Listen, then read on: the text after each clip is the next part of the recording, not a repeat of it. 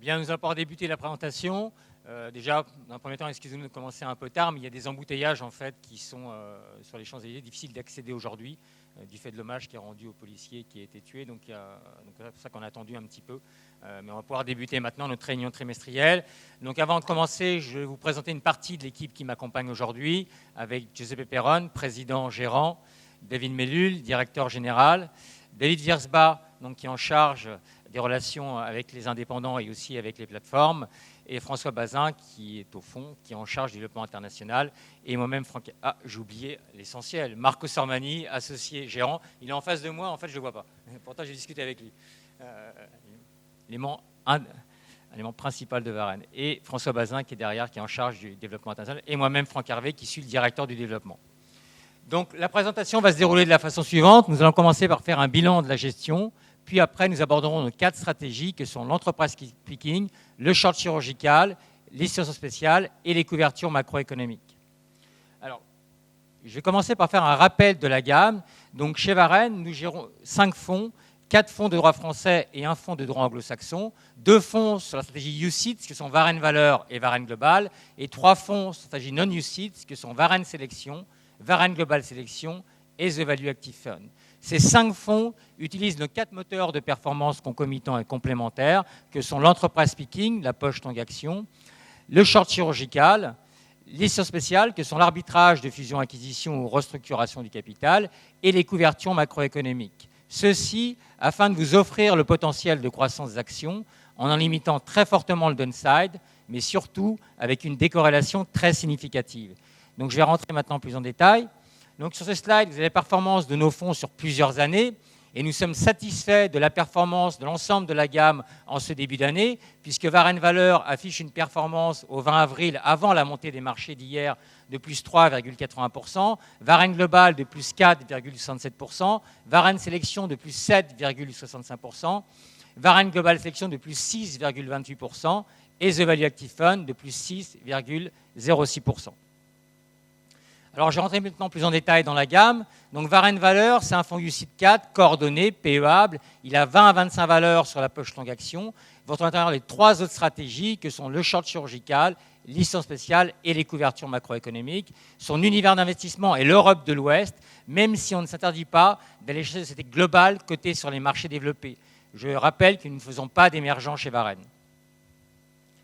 Alors ici, la performance année par année, mois par mois du fonds, et vous pourrez voir sa décorrélation très significative sur plusieurs années. Donc Varenne Valeur affiche une performance analysée cumulée sur 3 ans de plus de 22% pour une volatilité inférieure à 9% de 8,92% et sur 5 ans, une performance de plus de 64% pour une volatilité inférieure à 10% qui est uniquement de 9%. Alors, Varenne Sélection, il est plus dynamique car plus concentré sur la poche longue action. Il a 10 à 15 valeurs sur la poche longue action. Vous retrouvez à l'intérieur les 3 autres stratégies que sont le short chirurgical, les situations spéciales et les couvertures macroéconomiques. Il a le même univers d'investissement que Varenne Valeur.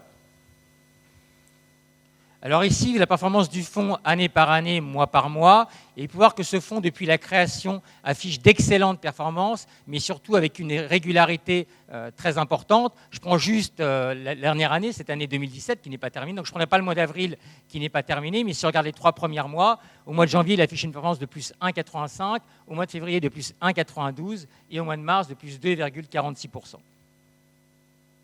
Alors, ce fonds affiche une performance sur 5 ans de quasiment 100%, de plus 99,119% pour une volatilité très maîtrisée, puisque celle-ci est seulement de 11%.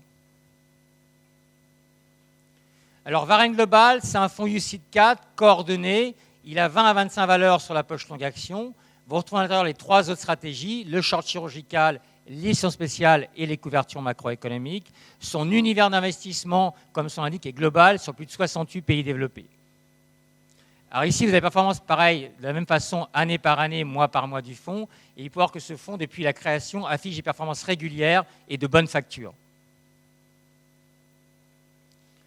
De la même façon, Varenne Global affiche une performance analysée cumulée sur 3 ans de plus de 27% pour une volatilité inférieure à 9%, qui est de 8,11%.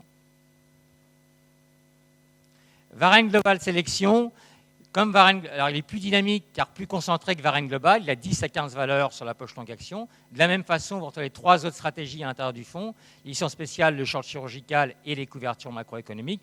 Comme Varenne Global, c'est un univers d'investissement est global, c'est le même univers d'investissement, plus de 68 pays développés. Et de la même façon ici, vous avez la performance du fonds sur plusieurs années, mois par mois, et il peut voir qu'il a délivré depuis le lancement d'excellentes performances, puisqu'en 2014, il a offert à nos investisseurs une performance de plus de 14%, en 2015 de plus de 20%, en 2016 de plus de 3%, et cette année un year-to-date pour le monde de plus 6,28%. De la même façon, ce fonds affiche une performance sur 3 ans de plus de 43% pour une volatilité très maîtrisée qui est de 12%. Alors, je joins aussi en fait, la performance année par année, mois par mois de notre fonds anglo-saxon The Value Active Fund. Et il faut voir que ce fonds, sur 5 ans, affiche une performance de plus de 100%, qui est de 105%, pour une volatilité qui reste faible, puisqu'elle est uniquement de 10,97%. Alors, j'ai maintenant laissé la parole à Giuseppe Peron, qui va rentrer plus en détail dans la gestion. Merci.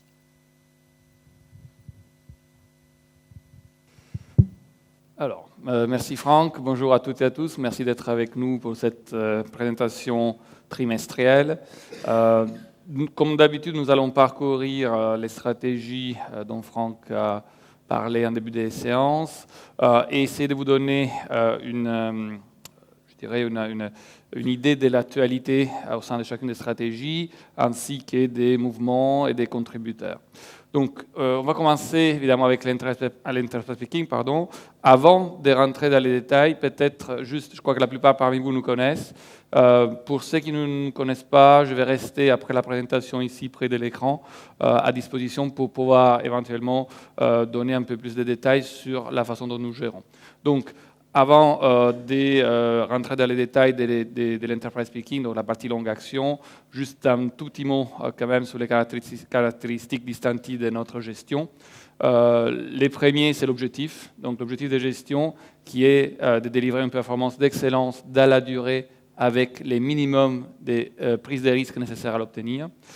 La façon dont nous essayons d'arriver à ces résultats, elle est double. D'un côté, nous travaillons avec l'originalité d'une combinaison de stratégies, ce que Franck a évoqué en début de présentation, et c'est véritablement une caractéristique distinctive de notre gestion, assembler dans un seul et unique style de gestion plusieurs stratégies différentes.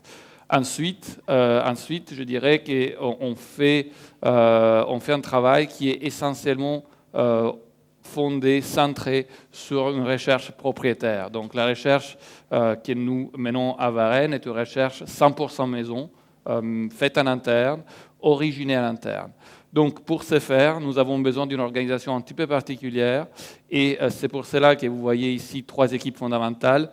Une équipe d'analyse d'investissement au centre, dont je vais vous parler dans quelques secondes, et des équipes de support, la recherche d'informations et les process support, qui est essentiellement une équipe de soutien au travail des analystes, notamment en gestion de l'information, avec un investissement très important en système d'information et base de données. Vous voyez ici, c'est quelque chose qui a été central dans le développement de Varenne Capital depuis le départ. Et encore aujourd'hui, nous continuons, et je vous en parlais tout à l'heure, à investir dans ces moyens. Au niveau de l'information, comme vous le savez certainement, nous ne faisons pas appel à la recherche tierce, la recherche dite des brokers ou sell-side. Par contre, nous sommes très intéressés à intégrer dans nos outils des sources d'informations brutes, comme par exemple celles qu'on peut obtenir sur Bloomberg, FactSet, Markit, 2IQ, The Reporter. Donc voilà, nous sommes essentiellement portés à intégrer de l'information, la travailler en interne et en faire, à partir de cela, de la valeur ajoutée. Donc, si je zoome un tout petit peu sur l'équipe de gestion, aujourd'hui, nous avons une équipe de gestion forte de 11 personnes. Donc, c'est une équipe de gestion qui est organisée par stratégie. Donc, vous voyez, il y a toujours au moins 2 personnes, par exemple Giacomo, Joachim, sur les shorts, sur une stratégie. Elle est coordonnée par l'activité du comité d'investissement avec Marco et David, et chacun des membres du comité d'investissement suit plus particulièrement une stratégie. Autour de la gestion, je profite de cette présentation trimestrielle également pour vous donner un petit peu d'actualité sur la société. Nous continuons à investir, à développer une véritable infrastructure capable de faire évoluer notre gestion et de répondre au mieux aux besoins de nos investisseurs ainsi qu'évidemment du régulateur. Donc, comment nous le faisons? Vous voyez ici un petit organigramme opérationnel avec, je dirais, une attention toute particulière que vous voyez en haut à la conformité, au risque. Donc, nous avons le plaisir d'annoncer l'arrivée de Laurent Chrétien sur la gestion des risques. Donc, Laurent, il nous a intégrés pendant les trimestres. Il vient... je peux citer un concurrent, on va dire, relatif, Exane, donc il vient d'Exane, après une longue expérience à Londres. Ensuite, toujours dans ce trimestre, nous avons Isabelle Vocci qui nous a rejoint sur le marketing opérationnel, et donc je pense que vous serez certainement, au moins certains parmi vous seront amenés à interagir avec elle. Et ensuite, pour gérer tout ça, on a décidé de faire appel à un directeur de ressources humaines pour qu'il nous aide quand même à faire évoluer nos collaborateurs de la meilleure des façons. Donc voilà les nouvelles du trimestre. La société continue à se développer. Nous sommes très satisfaits à la fois de l'équipe de gestion et de l'infrastructure autour de l'équipe de gestion en ce moment. Si maintenant on vient un petit peu dans l'enterprise speaking, je vous disais tout à l'heure, au sein de chaque stratégie, notre recherche est propriétaire, on a une volonté de générer nos idées et de les traiter en interne. Comment nous les faisons? Voilà, ici, il y a quelques éléments clés que beaucoup, je pense que parmi vous doivent connaître. Je rappelle juste notre façon de travailler autour de chaque stratégie, et en prenant l'exemple de l'enterprise speaking. Donc d'abord, toujours, on réduit l'univers. L'univers d'investissement chez Varenne n'est jamais l'ensemble de la cote, c'est un univers réduit. Et donc, dans le cadre de la partie longue action, à titre d'exemple, vous ne trouverez jamais des financières. Vous ne trouverez jamais des entreprises qui présentent un risque ou une caractérisation technologique. Tout ceci est exclu par construction, donc nous réduisons l'univers pour les sécuriser. Pour les sécuriser, et dans un univers sécurisé, nous pouvons véritablement nous concentrer sur nos meilleures idées. Si on continue, et je cite quelques-uns de ces points, comme je disais, on ne travaille jamais avec les brokers. C'est totalement interdit chez Varenne de recevoir une note des brokers avec les buy, sell, hold, ces recommandations. C'est totalement interdit d'être, comme je dis souvent, les 25e appels de la journée d'un sales, d'un vendeur, action qui est en train de proposer la même chose en même temps à l'ensemble de la place. Ça ne peut pas ajouter de la valeur. Exemple, je fais déjà la dernière fois, mais je me rappelle que lorsque je vous ai parlé des Darty, alors en 2015, lorsque nous avons pris une position sur Darty, nous avons monté jusqu'à 1,5% du capital des Darty, il n'y avait aucun analyste qui suivait, qui proposait cet investissement sur la place. Donc, de toute façon, c'est quelque chose de très original. Et dans le cas d'Darty, il vient de nos screenings fondamentaux, et c'est ceci, et c'est pour cette raison que nous pensons que les faire à l'interne, générer à l'interne, ajoute de la valeur. Je peux penser à autre chose, vous vous souvenez peut-être des Magic Holdings qui fut racheté aussi par L'Oréal. Là, pareil, on est à Hong Kong, on n'avait aucun broker occidental qui suivait cette valeur. Donc, on réduit l'univers pour les sécuriser, on génère nos idées d'investissement avec des screenings fondamentaux et comportementaux, dont je vous parlerai peut-être un peu plus en détail tout à l'heure. Ensuite, nous analysons nous-mêmes les entreprises avec une logique très proche du capital investissement. Donc vous avez quelques éléments ici. C'est pour nous extrêmement important de pouvoir connaître nos entreprises en détail et de pouvoir les valoriser non seulement du point de vue financier, mais également du point de vue de la qualité économique. Qu'est-ce que nous recherchons pour ces entreprises? Je vous en donnerai un exemple tout à l'heure. On recherche des caractéristiques d'excellence qui sont notamment celle de l'avantage concurrentiel. Donc on cherche un avantage concurrentiel durable qu'on puisse mesurer en termes de costing power, pricing power, un management d'excellence. Donc on cherche une équipe de direction capable de mener à bien ces projets, qui ait la bonne stratégie pour l'entreprise, qui ait la capacité d'exécuter la stratégie et un track record, un peu comme vous, quand vous choisissez un gérant, un track record auquel on peut faire référence pour valider les points 1 et point 2. Deux autres points qui me semblent importants à ce stade, une dynamique de création de valeur propre. Donc on cherche des entreprises qui créent de la valeur aussi indépendamment que possible des cycles économiques ou sectoriels et pas de dettes. Peu ou pas de dettes, c'est quelque chose, c'est possible, pas de dettes d'ailleurs. On cherche souvent on trouve dans notre portefeuille souvent des entreprises avec une trésorerie nette positive, c'est-à-dire des entreprises qui génèrent du cash et qui ont du cash sur leur bilan. Et enfin, une cohérence avec nos scénarios macroéconomiques. À partir de là, on peut noter nos entreprises, donc non seulement les valoriser, donc combien ça vaut une entreprise, évidemment c'est une valorisation financière classique, mais également quelle est sa qualité économique. Et là, nous introduisons un concept, une échelle des qualités économiques, que vous voyez sur votre gauche, qui est une échelle que nous avons créée dans les temps.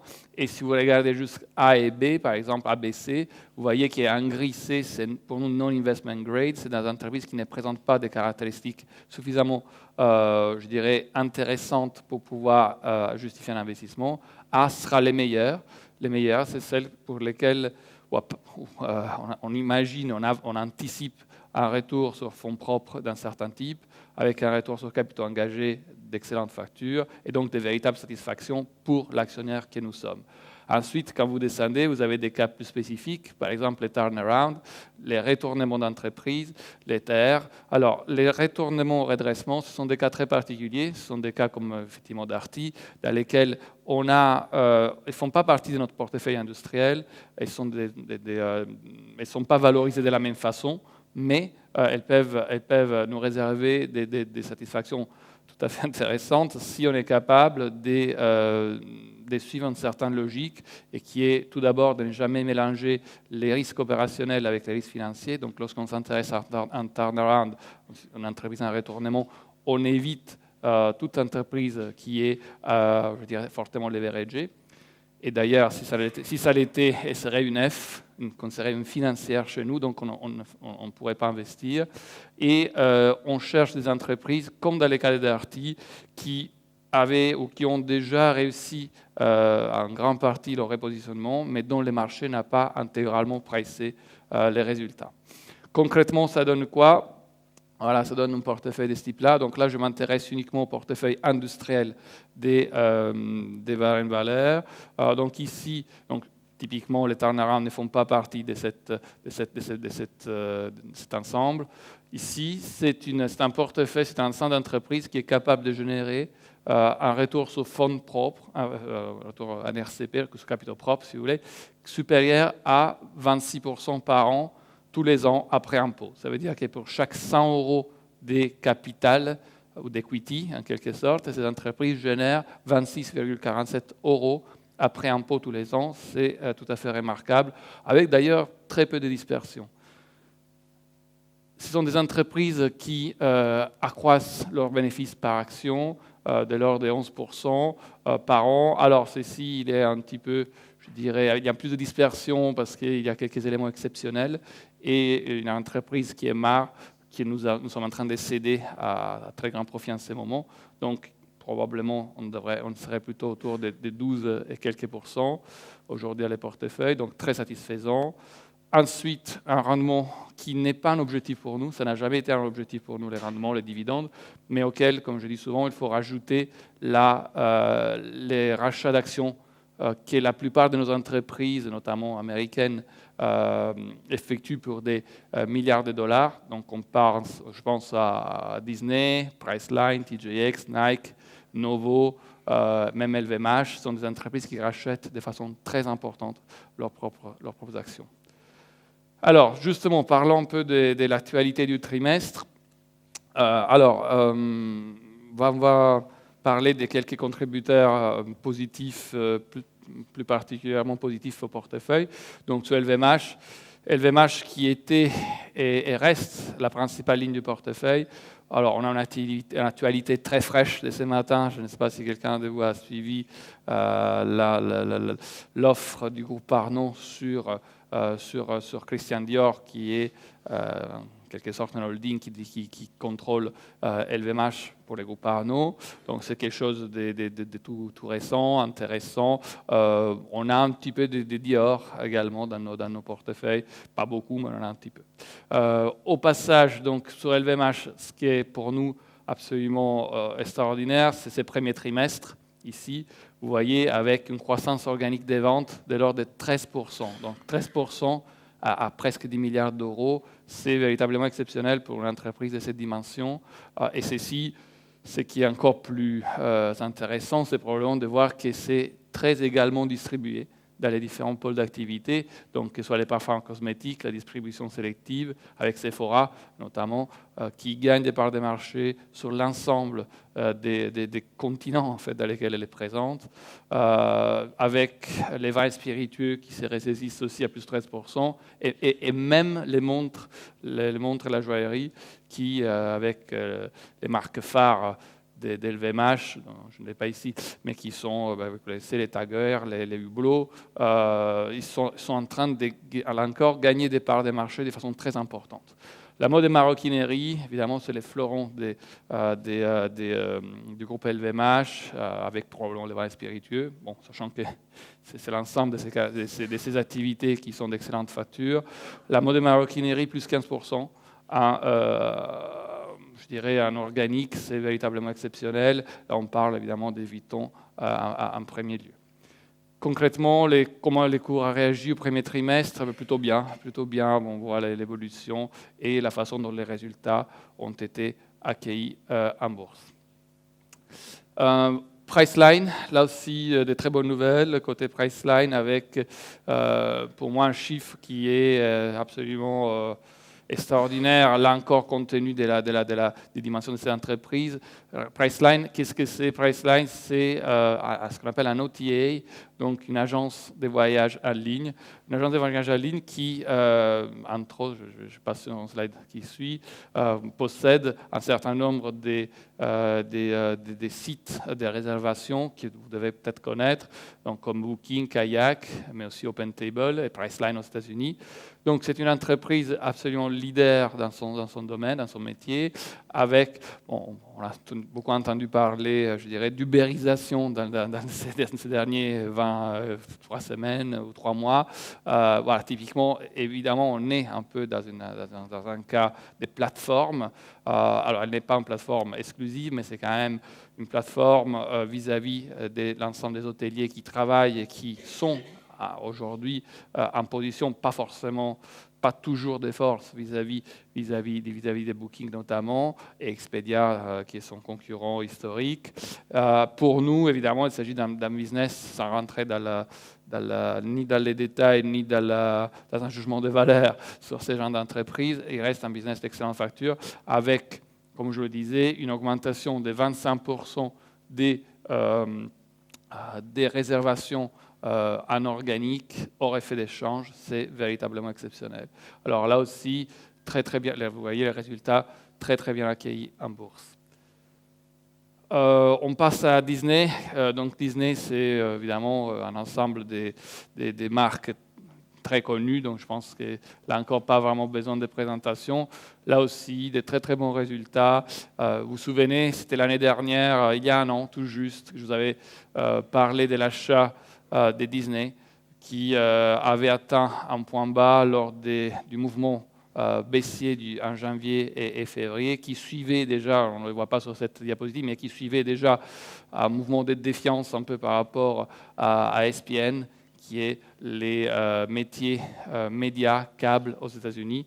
Là encore, nous pensons que cette entreprise a des atouts majeurs pour pouvoir y répondre, et les marchés aujourd'hui semblent être d'accord avec cette analyse.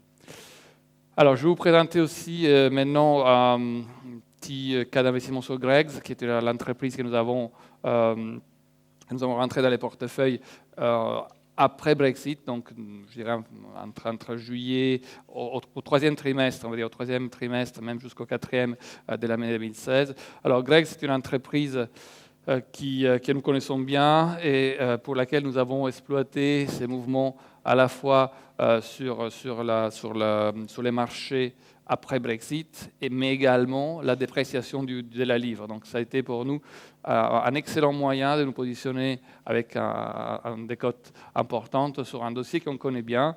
Alors on connaît bien pourquoi ? Parce que c'est un dossier dans lequel nous avions déjà investi il y a quelques années. Je vais vous en parler.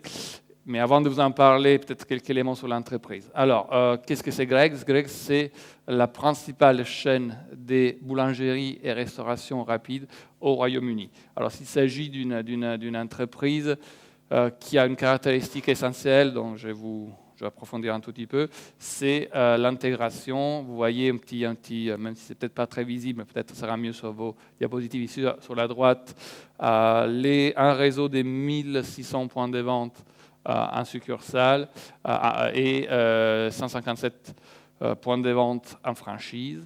Alors, la caractéristique essentielle de cette entreprise, c'est qu'entre 150 et 250 points de vente sont reliés à une boulangerie centrale.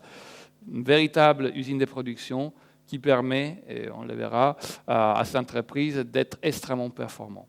Donc c'est une caractéristique unique dans les panoramas non seulement britanniques, mais également européens, et qui donne à cette entreprise qui a été fondée en 1939 par John Gregg un avantage concurrentiel durable, et je pense que c'est un bon exemple de ce que l'on cherche chez Varenne. Comme je vous disais, nous avions déjà investi il y a les années 2000, en début du siècle, dans cette entreprise. Et nous avons d'ailleurs suivi le développement de cette entreprise pendant un certain temps, jusqu'au moment où Michael Darrington, qui était le CEO de l'entreprise, quitte pour être remplacé par un nouveau CEO, Ken McMacan. Or, les changements des CEO chez Varenne sont des moments qu'on analyse et qu'on sous-estime jamais parce qu'ils peuvent introduire une rupture positive, mais très souvent aussi un risque. Donc, dans les cas des Greggs, nous avons engagé un dialogue assez intense, voire parfois un peu dur, avec M. McMacan, jusqu'au moment où finalement nous avions compris que sa stratégie avait peu de chances de réussir. Donc nous avons souhaité à ce moment-là quitter complètement, céder, pour les gens qui nous suivent depuis très très longtemps, peut-être qu'ils s'en souviendront, vendre Greggs, céder complètement la ligne et attendre plus tard. Alors, comme vous voyez, les chiffres d'affaires de l'entreprise a continué de croître, mais M. McMacan a quand même réussi à diviser par deux, vous voyez, de 8,60 à 4,40, la marge opérationnelle. Donc, des résultats qui étaient cohérents avec l'analyse que l'on avait faite. Qu'est-ce qui s'est passé par la suite ? Alors, par la suite, je vous dis en 2013, M. McMacan est remplacé par Roger Whiteside. Roger Whiteside, c'est un manager très connu au Royaume-Uni, avec une excellente réputation comme ancien numéro 1 de la branche alimentation chez Marks & Spencer, branche qui avait, dans les derniers 15 ans, d'ailleurs, très très bien réussi. Et aussi, c'était l'ancien CEO de Punch Tavern. Punch Tavern, c'est une entreprise qui était sous LBO et par rapport à laquelle il avait réussi à un retournement magistral. Donc, vous voyez l'effet immédiat de la nouvelle direction. Il arrive très très vite à remettre sur les rails l'entreprise du point de vue économique, au niveau de la trésorerie également. Et il, je dirais, repositionne Greggs, qui était historiquement une entreprise de boulangerie, donc qui en quelque sorte desservait une consommation plutôt domestique. Il change radicalement la donne. Il est convaincu, à juste titre, que le style de vie a changé, et non seulement peut-être au Royaume-Uni. On consomme de moins en moins à la maison et on est de plus en plus porté à consommer alors ce que M. Whiteside appelle des food on the go, c'est-à-dire finalement les repas se font de façon plus aléatoire, plutôt en mouvement, plutôt proche du lieu de travail. Et donc cette conviction appuyée par des analyses de marché bien détaillées porte Roger Whiteside à changer les positionnements de l'entreprise, à les faire évoluer. C'est quelque chose que nous partageons entièrement. Et aujourd'hui, quand on regarde les forces de l'entreprise, qui sont des forces historiques et n'ont pas été modifiées, mais je dirais les potentiels de croissance a été fortement impacté en positif. Donc si on regarde typiquement par les prismes de nos critères essentiels, qui est l'avantage concurrentiel, pourquoi une entreprise comme Greggs nous intéresse? Tout simplement parce que, comme je le disais, elle est complètement intégrée verticalement. Lorsque vous avez des sites de production qui sont aujourd'hui désormais 8 centraux, extrêmement productifs, totalement automatisés, avec une logistique entrante et sortante complètement maîtrisée, vous avez un avantage des coûts, c'est-à-dire vous arrivez à produire des viennoiseries, par exemple, moins chères que les concurrents. Il n'y a personne qui est capable de faire autant au Royaume-Uni, ce qui donne à la fois des marges supplémentaires plus élevées à cette entreprise, mais également une protection pour toute attaque concurrentielle. Cet outil de production unique a fait l'objet d'une révision et d'un plan ambitieux de développement de la part de Roger Whiteside. Donc, typiquement, aujourd'hui, on partait des 11 sites de production et on arrive, après un investissement des 5 millions de livres, à une supply chain qui est simplifiée avec de mémoire 8 sites de production, on le verra peut-être tout à l'heure, à un certain moment tout à l'heure, et une augmentation de la productivité majeure due également à des investissements dans les systèmes d'information, par exemple SAP, très important. Pricing Power, alors c'est un positionnement très particulier parce que c'est un positionnement certes value, pour reprendre un mot que vous connaissez bien, mais c'est aussi de la qualité, une qualité sans compromis. Et Greggs a une image de marque très forte au Royaume-Uni, avec notamment, je dirais, une reconnaissance de la part des clients, à la fois de l'healthy choice, qui était vraiment un cheval de bataille pour cette entreprise, donc arrivé bien avant les autres, bien avant évidemment McDonald's, à proposer des alternatives avec étiquetage spécifique par calories, par ingrédient. Donc ceci est très apprécié au Royaume-Uni et ça permet d'ailleurs à cette entreprise d'élargir sa palette, sa clientèle, historiquement une clientèle on peut appeler working class si on veut, à aujourd'hui des cadres, même des cadres supérieurs qui ont véritablement plaisir à aller acheter que ce soit de la boulangerie, de la viennoiserie ou des repas dans la chaîne Greggs.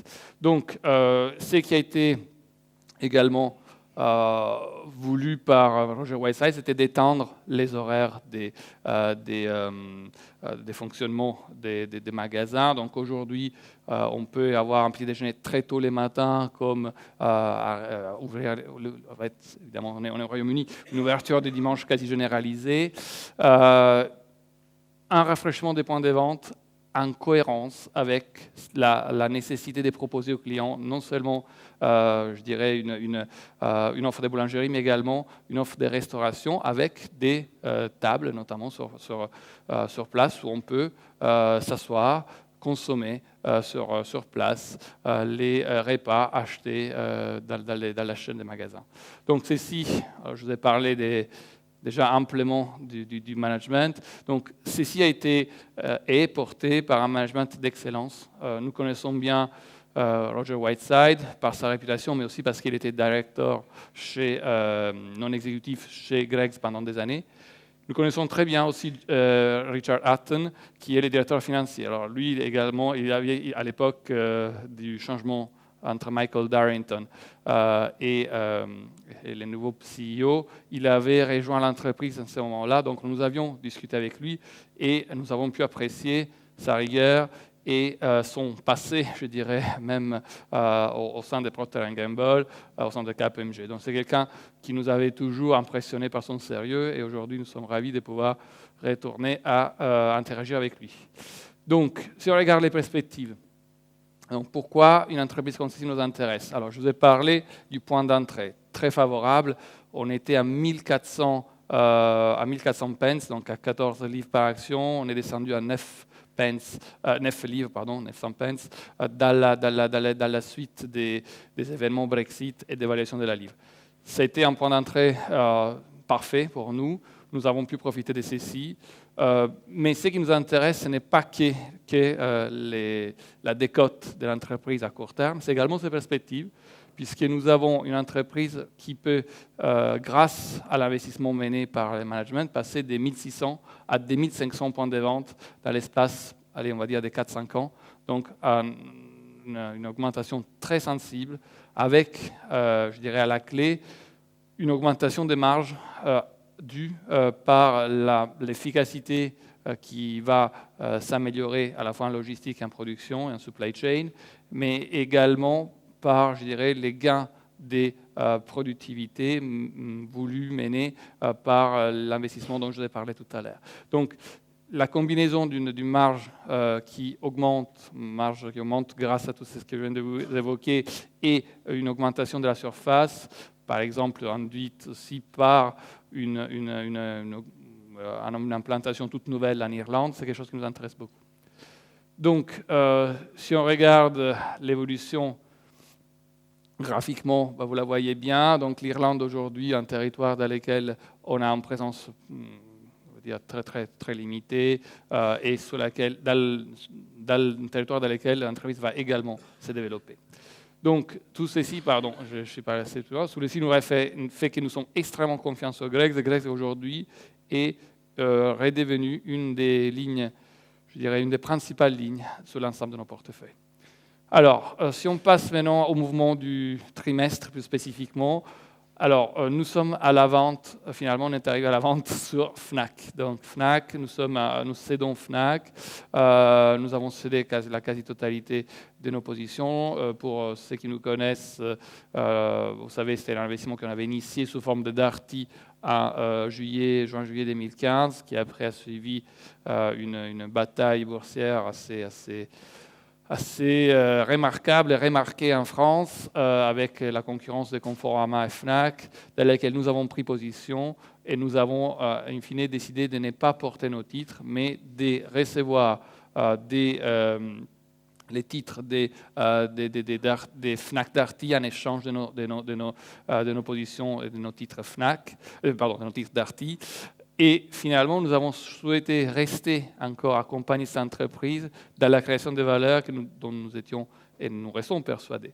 Aujourd'hui, évidemment, les graphiques ne suivent pas jusqu'au bout. Je crois qu'on doit être autour des 70 euros par action. Donc, on a atteint nos niveaux de vente. Rappelons-le, on avait acheté autour de 20 euros par action, si on exprime les cours de Darty, en équivalent Fnac. Nous cédons autour des 70.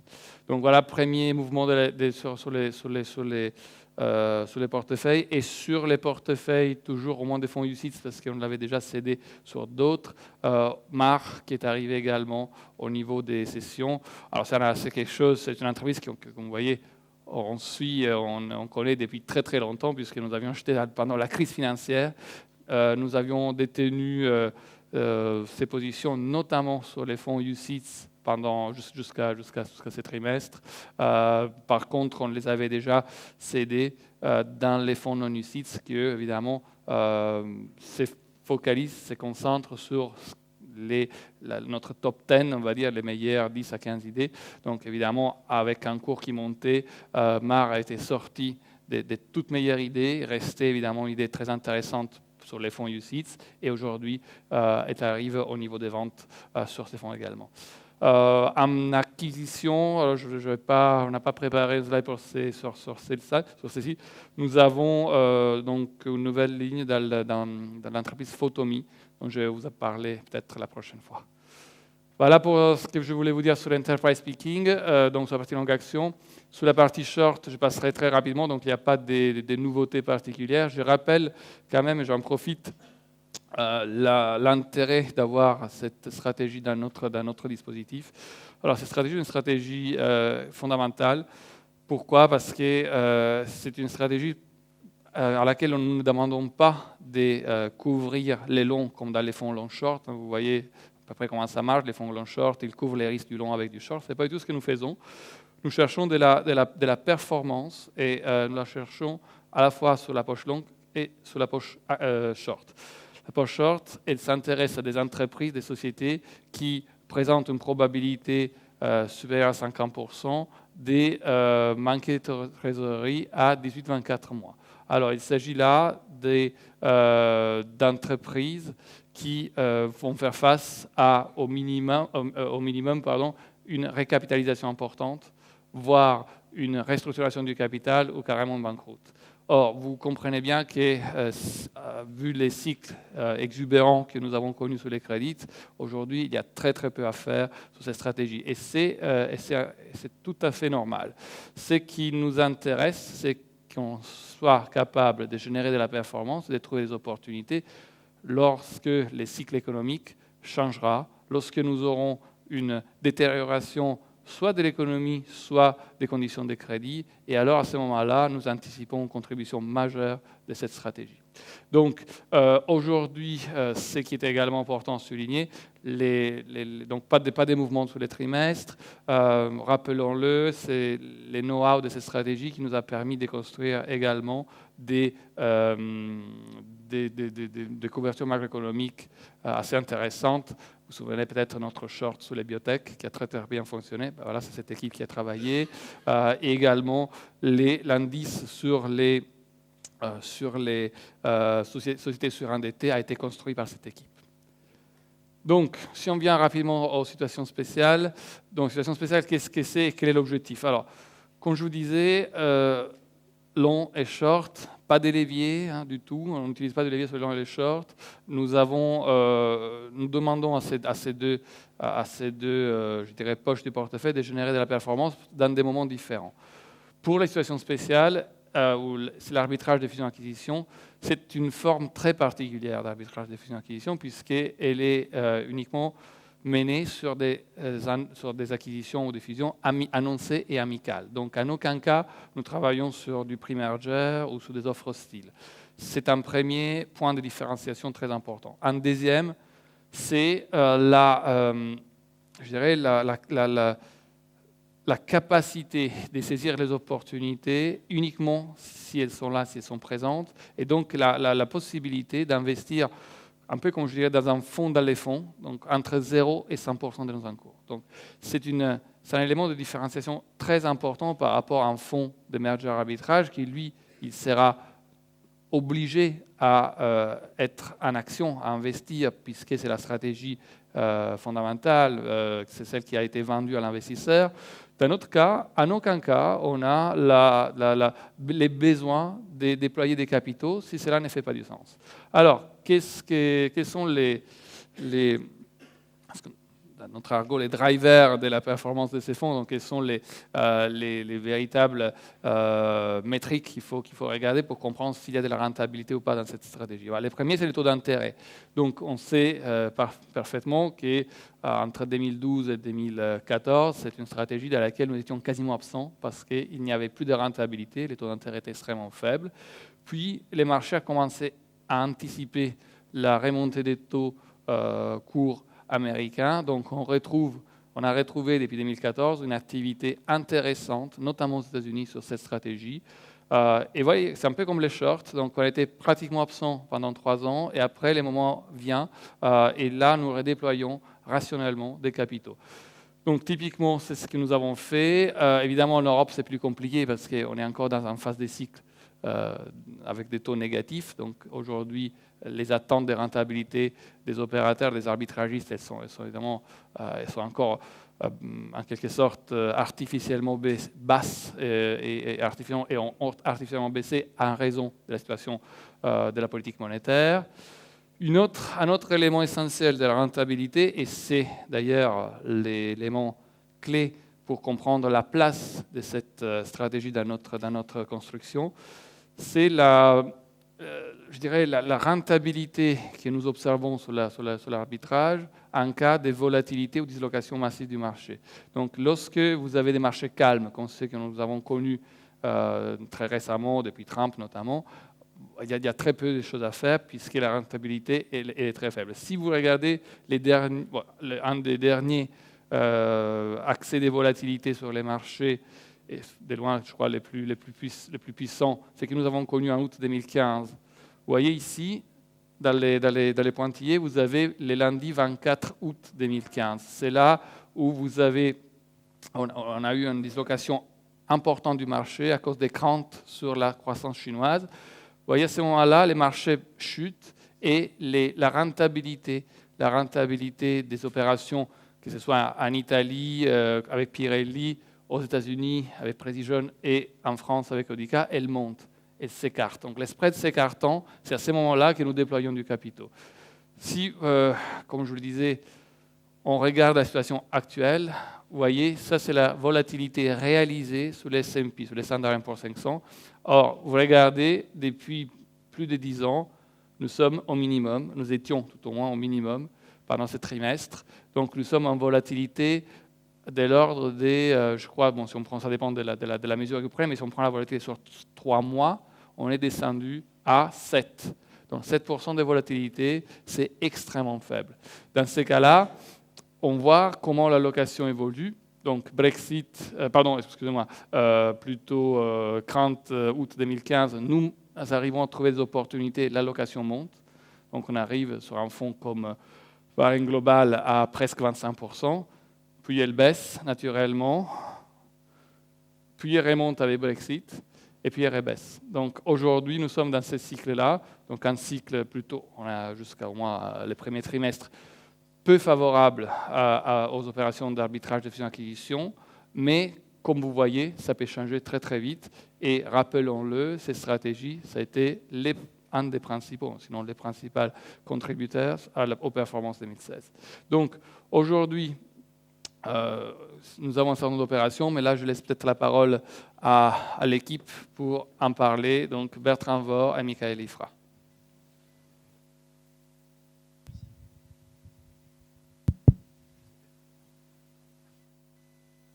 Bonjour à tous. Brièvement, avant de présenter le cas d'aujourd'hui, je vais revenir sur le bilan du premier trimestre. Donc pour les situations spéciales, comme Giuseppe l'a dit, en ce moment la volatilité est assez faible. Cependant, on est arrivé à saisir quelques opportunités. Vous avez devant vous les opportunités qui sont terminées au cours du premier trimestre ou qui sont toujours en cours. VCA et 32 RAID. Aujourd'hui, on va vous parler de VCA. La rentabilité nette annualisée moyenne du portefeuille de situation spéciale au premier trimestre est de 4,02% pour une durée moyenne de détention de 120 jours, soit 4 mois, ce qui est assez standard pour la stratégie. Donc aujourd'hui, particulièrement, on va vous parler de l'acquisition de VCA par le groupe Mars. Donc, Mars, vous connaissez certainement, VCA un peu moins. Donc je vais commencer par introduire cette société. VCA est un groupe américain créé dans les années 80 sur les soins pour animaux de compagnie. 80% de son chiffre d'affaires est fait par des cliniques vétérinaires généralistes ou spécialisées, ce réseau s'étend principalement aux États-Unis, mais aussi au Canada. 16% du chiffre d'affaires de VCA est effectué par des laboratoires. Donc, c'est des laboratoires d'analyse médicale auxquels les vétérinaires envoient des prélèvements effectués sur les animaux pour analyse. Le reste du chiffre d'affaires, c'est des activités un peu annexes, type toilettage, etc. C'est l'un des principaux réseaux de cliniques vétérinaires aux États-Unis, une capitalisation boursière à fin mars de 7,5 milliards de dollars pour des ventes 2016 de 2,5 milliards de dollars. L'acheteur est un peu plus connu, il s'agit du groupe Mars, que vous connaissez pour sa place de leader dans la confiserie. Cependant, ce géant de 33 milliards de dollars de chiffre d'affaires effectue la majorité de son activité sur tout ce qui est lié aux animaux. D'une part, sur la nourriture animale, il détient 3 des 5 principales marques mondiales de nourriture, Whiskas, Royal Canin, Pedigree. Mais plus particulièrement aujourd'hui, on va s'arrêter sur la partie vétérinaire et clinique vétérinaire. 3 chaînes sont détenues par le groupe Mars. D'abord la chaîne Banfield, qui opèrent au sein des magasins PetSmart, qui sont des supermarchés pour animaux. On parle de 960 cliniques vétérinaires aux États-Unis et au Canada. La chaîne Pet Partners, qui est à nouveau des cliniques généralistes, 65. Et enfin, une chaîne d'hôpitaux spécialisés, donc la chaîne Blue Pearl, 57 cliniques spécialisées dans 18 États.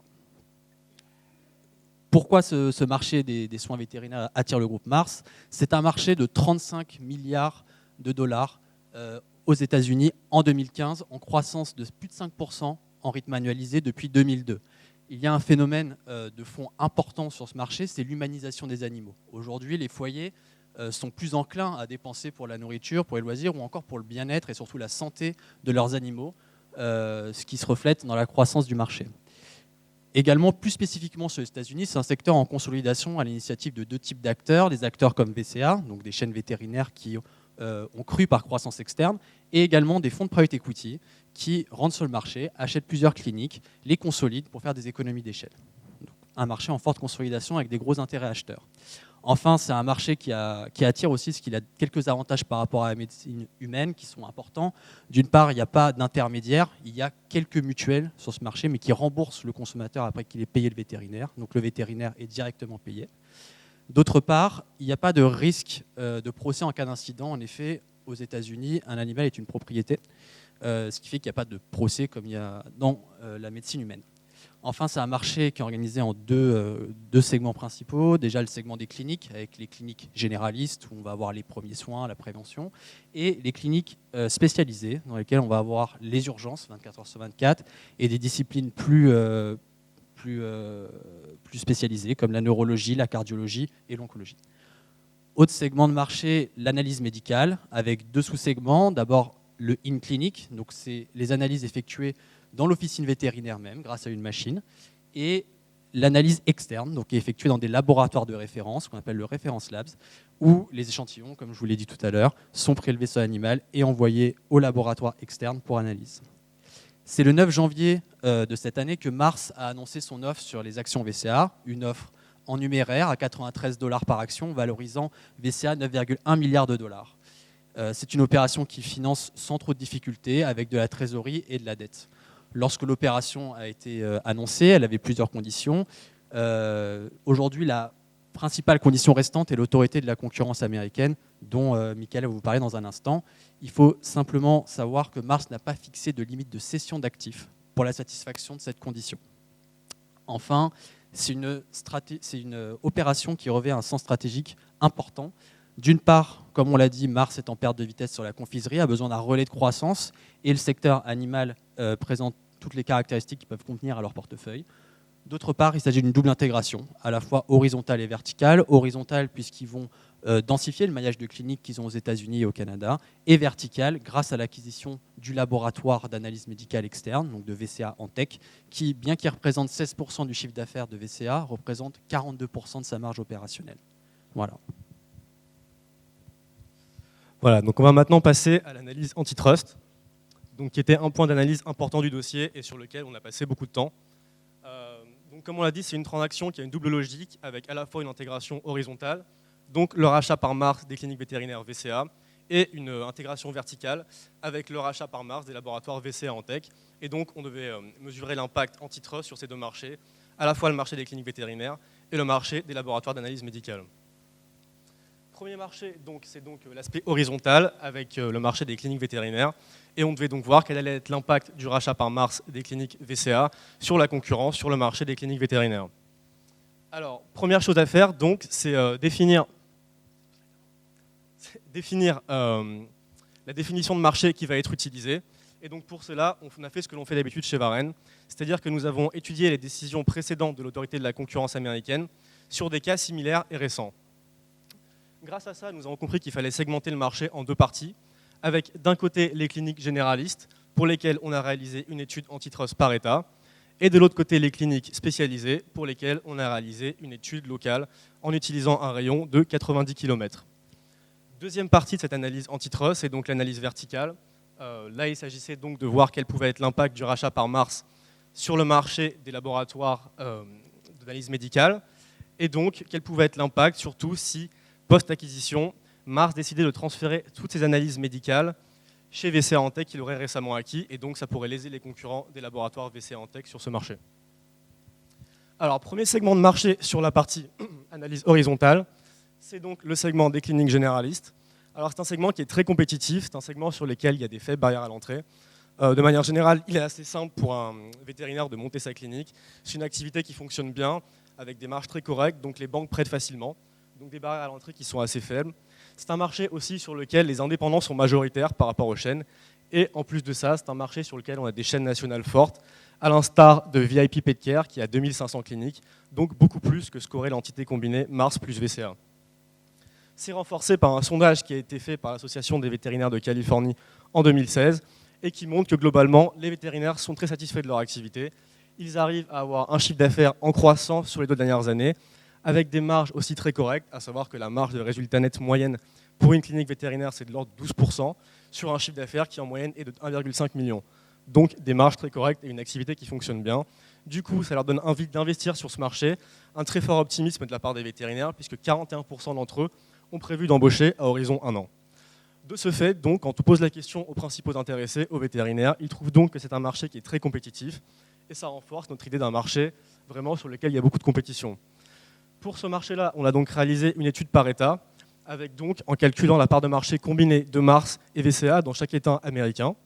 Et au final, donc, sur 16 États, on a trouvé que l'entité combinée pourra avoir jusqu'à 30% de part de marché, donc une part de marché assez significative.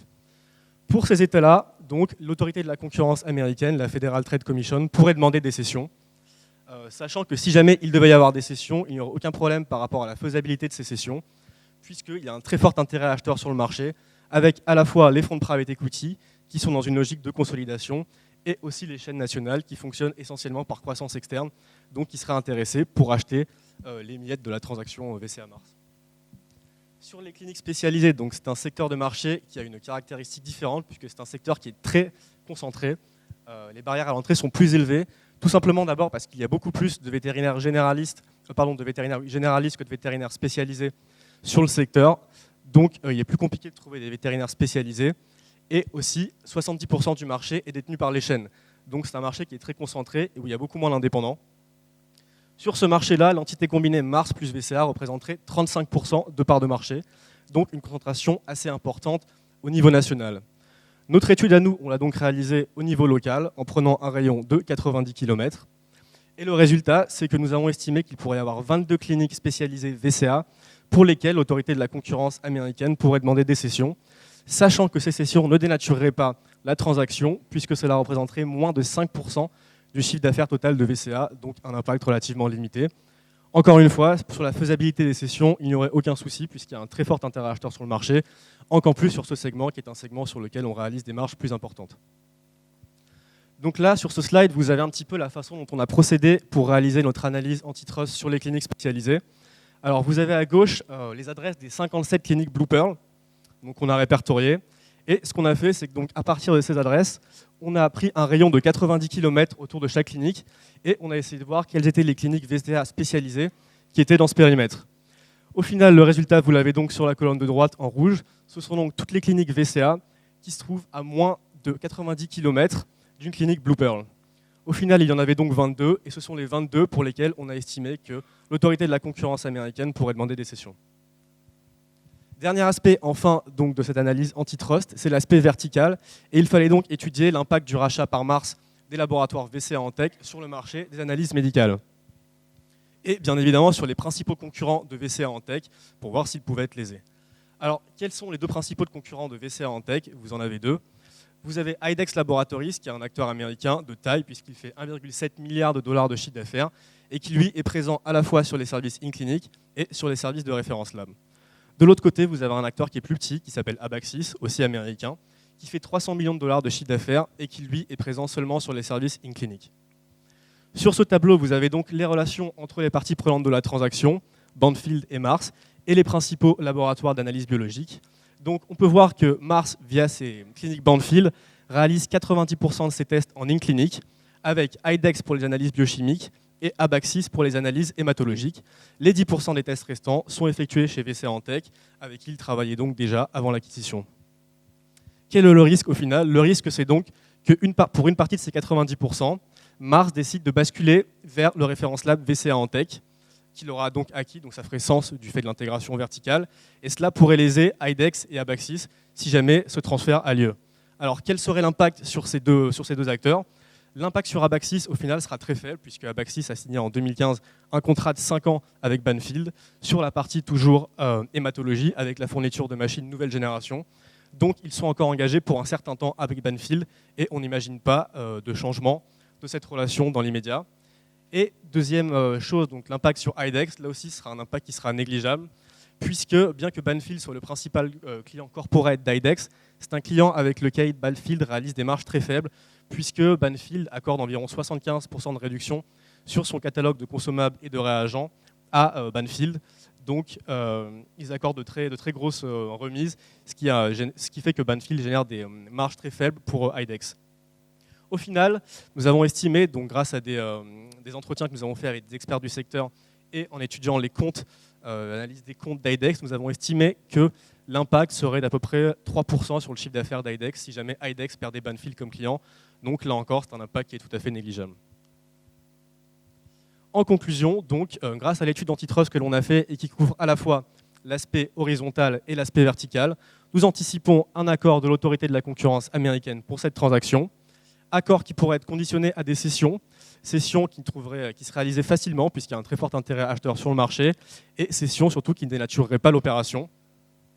En conclusion, nous avons donc proposé cette transaction au comité d'investissement de Varennes, comité qui a donc validé la transaction, lui a attribué une notation de very likely, avec une finalisation de l'opération qui est estimée au troisième trimestre 2017, et ça nous rapporterait donc une rentabilité nette annualisée de l'ordre de 5,07%. Voilà donc pour ce cas VCA Mars. On sera bien évidemment disponible à la fin de la présentation si vous avez des questions.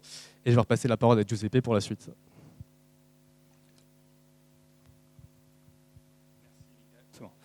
Merci Michael, merci Bertrand. Donc là encore, je pense qu'on voit bien comme cette équipe travaille. Je pense que la raison pour laquelle cette équipe a un track record absolument remarquable, c'est ce travail, cette valeur ajoutée, c'est le fait qu'on est loin des années-lumière de l'arbitrage statistique.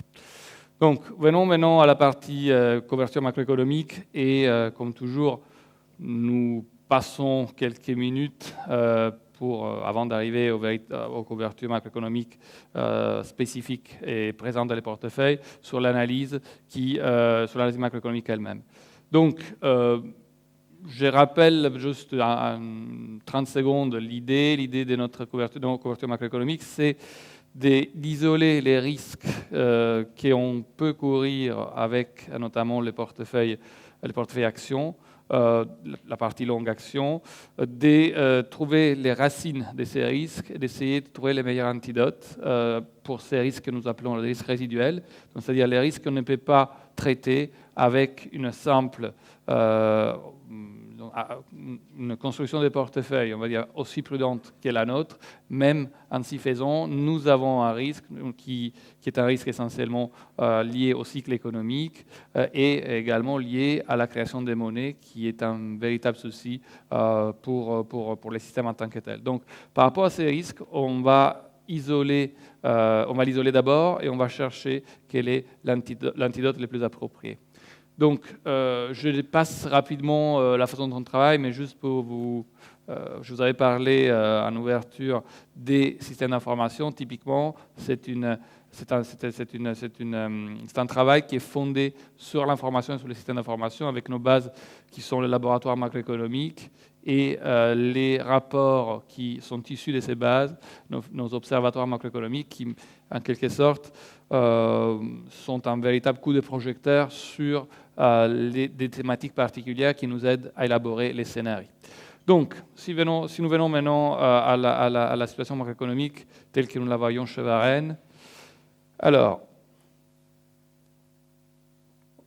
par rapport à il y a 3 mois, il n'y a pas de changement majeur. Donc, je vous avais dit il y a 3 mois, les risques de court terme, il y a un risque de court terme et un risque de long terme. Le risque de court terme est essentiellement lié à la posture des banques centrales. La posture des banques centrales, aujourd'hui, c'est une posture encore très proche de la réponse à la crise. Vous les voyez 2009. Donc, les risques essentiels viennent d'un décalage entre cette posture qui est en place depuis 2009, avec des mesures des politiques monétaires conventionnelles, qui sont celles essentiellement que nous regardons sur cette graphique, mais également non conventionnelles. Donc, rappelons l'assouplissement quantitatif qui a eu lieu aux États-Unis, au Royaume-Uni, en Europe, en zone euro, pardon, et également au Japon.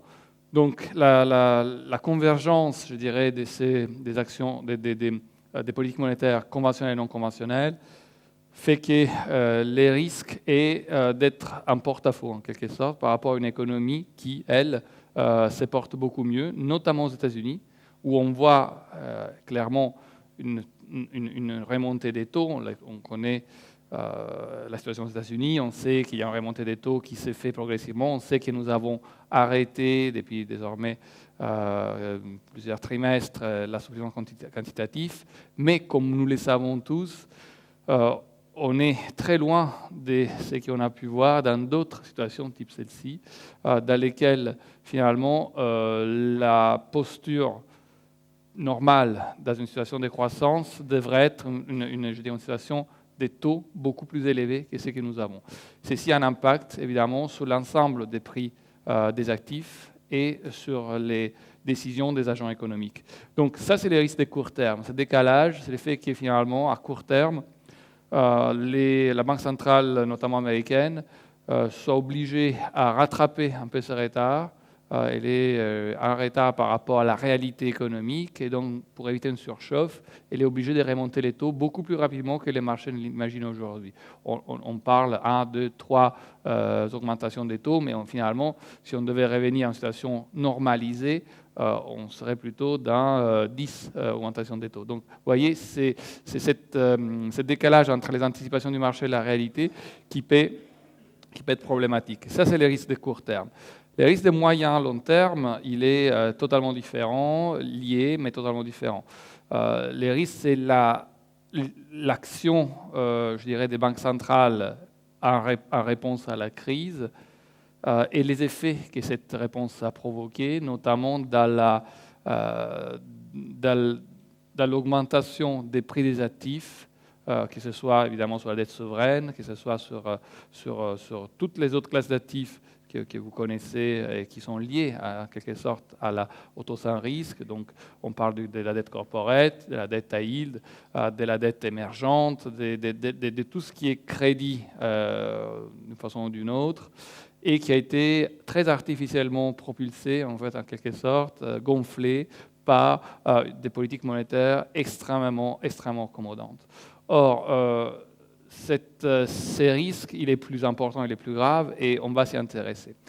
Si on regarde, on laisse de côté 30 secondes ces deux risques, et on regarde à la situation économique telle que nous la voyons aujourd'hui, et qu'on peut l'anticiper pour les quelques mois et trimestres à venir, comme je vous avais dit, c'est une situation qui s'améliore, et on peut les voir si on commence à faire un petit tour d'horizon aux États-Unis. Alors, si on commence par les États-Unis, la situation du chômage américain, évidemment, il est revenu à des niveaux tout à fait convenables, puisque nous sommes, comme vous les voyez, sur l'échelle de gauche, revenus à des niveaux d'avant-crise.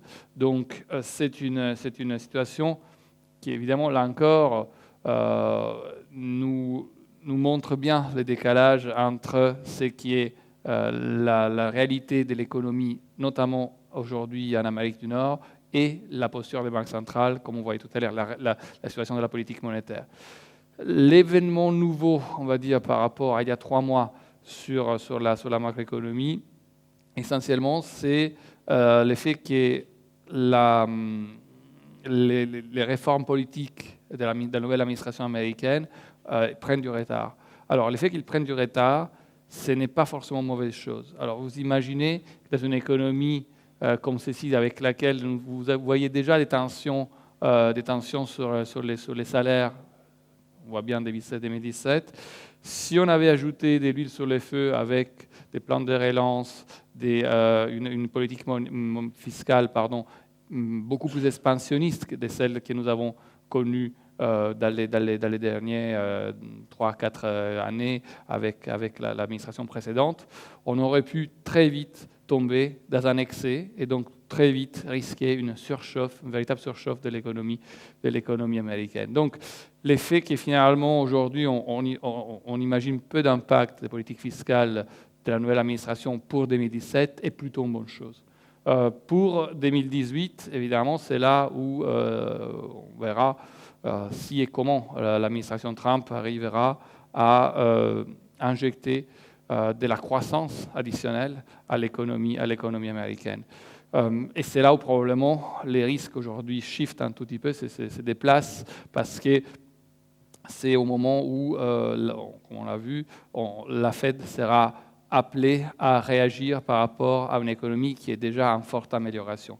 Rappelons, et on peut en parler tout à l'heure pendant la discussion, pendant la présentation, mais rappelons que la Fed a été extrêmement prudente dans les derniers, on va dire, 18 mois, dans sa remontée des taux, dans l'évolution de sa politique monétaire, dans la normalisation, on va dire, de la politique monétaire, non seulement prenant en compte, je dirais, de la situation américaine, mais également par prise en compte de la situation mondiale, notamment des marchés émergents. N'oublions pas ce qui s'est passé en 2015. 2015, c'était extrêmement problématique pour les marchés émergents. La Fed a voulu, en quelque sorte, prendre ça en compte, ralentir sa normalisation des politiques monétaires, et ceci a, en quelque sorte, été extrêmement favorable aux devises émergentes en 2016, à l'ensemble des marchés émergents, aux matières premières, etc. Il y a un moment où la Fed devra choisir entre la situation américaine et la situation mondiale, et ceci pourrait être, par exemple, en 2018. Si on continue à court terme, n'oublions pas que les consommateurs et l'économie américaine bénéficient encore énormément d'un pétrole qui se stabilise autour des $50. Et là encore, à cause ou grâce, je dirais, à une santé retrouvée des banques américaines qui ont réparé leur bilan, comme on dit outre-Atlantique, on voit la progression spectaculaire de l'indice immobilier Case-Shiller qui retrouve pratiquement les niveaux les plus hauts d'avant-crise. Ici. Et on les voit également, on peut les voir très facilement par rapport à la construction, puisque les logements en construction aux États-Unis aujourd'hui approchent les 1,1 million. Donc on revient à des niveaux, encore une fois, assez élevés, proches de l'avant-crise. Donc vous voyez, quand vous mettez cela en perspective par rapport à la posture de la Banque centrale, vous voyez facilement le décalage. On les voit encore plus lorsqu'on regarde l'inflation, parce que lorsqu'on regarde l'inflation, on est aujourd'hui déjà au-delà de 2%, c'est-à-dire déjà au-delà de l'objectif déclaré de la Banque centrale. Donc, finalement, des pressions fortes sur la Banque centrale américaine, une prudence peut-être excessive, mais je pense voulu par les dirigeants de la Fed, et parce qu'ils se rendent très bien compte que remonter trop vite les taux d'intérêt, normaliser trop vite la politique monétaire peut avoir des impacts importants au moment où, d'ailleurs, même les dirigeants de la Fed pensent à comment, en quelque sorte, baisser les niveaux du bilan de la Fed, puisqu'il est vrai que nous n'achetons plus il n'y a plus d'assouplissement quantitatif additionnel, mais comme on le sait, la Fed a un bilan qui a été accru pendant les derniers 5 ans. C'est un bilan très important, qui en chiffre à plusieurs milliers de milliards, et qu'il faudra à un moment donné trouver un moyen de baisser, de réduire. Donc cette réduction du bilan de la Fed, ça a un effet opposé, inverse par rapport à celui qu'on a connu avec l'assouplissement quantitatif. Donc c'est une inquiétude supplémentaire lorsqu'on prend en compte ces mouvements, les faits sur les pays émergents, les retours débalanciers qu'on pourrait avoir si les taux montent et si les conditions de crédit changent aux États-Unis. Ceci, évidemment, inquiète énormément les dirigeants de la Banque centrale américaine. Juste pour vous donner quelques points de repère, lorsque nous avons mis en place les shorts biotech aux États-Unis, On l'avait fait parce que la yield américain avait dépassé les 7,5% pour arriver au plus haut en 2015 à 10 et quelques. Aujourd'hui, entre 10 et 11. Aujourd'hui, nous sommes à 180 sur la yield américain et à 2,90 environ sur la yield européen. Donc vous comprenez à quel niveau artificiel on a, à un niveau extrêmement bas et probablement artificiel, nous retrouvons et quelles conditions de crédit nous avons encore aujourd'hui face à une économie en surchauffe. Donc il y a quelque chose qui ne va pas et c'est les risques d'un ajustement beaucoup plus rapide qu'on l'anticipe qui fait peur. Alors, si on regarde, et on va toujours dans le même sens, si on regarde les crédits à la consommation américains, là aussi, on voit que les bankings à la fois traditionnels et shadow, comme on dit aux États-Unis, donc les shadow banking américains, a pris les relais en quelque sorte de la réflation induite par la Fed. Et aujourd'hui, on est à des niveaux très proches des plus hauts avant la crise. Donc là encore, on a une situation qui justifie l'activité économique, mais qui induit probablement des déséquilibres dans les systèmes. On le voit bien ici avec l'évolution à la fois des stocks, attention des stocks, mais les flux sont encore plus pointus évidemment sur les bilans du banking traditionnel et alternatif. En même temps, et il ne faut pas l'oublier, j'en parle juste un moment, mais pour les garder dans un petit coin de notre raisonnement, en même temps où la situation, que ce soit pour les États-Unis ou pour l'Europe, a radicalement changé du point de vue de la politique fiscale, et surtout de la marge de manœuvre des pays en cas de crise. Parce que, rappelons-le, si on regarde ici, par exemple, 2007, on voit bien que les États-Unis sont loin d'avoir retrouvé un équilibre entre la dette publique et les PIB, les PIB, GDP. Donc, on est dans une situation qui, pour le moment, ne s'est pas du tout résorbée. C'est la même chose en Europe, on le verra dans une minute. Donc, peu de marge de manœuvre du point de vue d'une politique fiscale très expansionniste aux États-Unis comme ailleurs. Si on vient à l'Europe, zone euro, là aussi, on a une amélioration, on la voit très bien. On voit une amélioration du niveau du chômage qui avait atteint des niveaux extrêmement importants. Et c'est très synchrone avec l'assouplissement quantitatif, qui lui est aussi synchrone, évidemment, avec la baisse de l'euro qui dope les exportations européennes. C'est une situation qui perdure et qui, évidemment, encore s'est accentuée dans la deuxième moitié de 2016. Quand on regarde les effets de l'assouplissement quantitatif, ils vont loin, ils vont aussi vers les crédits à la consommation en zone euro, avec, là encore, un niveau qui retrouve ceux d'avant-crise. Donc, lorsqu'on est presque sur ce côté entreprise, alors ça rentre trop dans les détails, c'est peu visible, mais ça c'est zéro, donc on revoit on voit du mieux également dans le financement aux entreprises. Et là encore, on voit parfaitement l'effet très puissant de l'assouplissement quantitatif qui est arrivé, on va dire, à avoir un impact assez rapidement sur les financements aux entreprises en zone euro.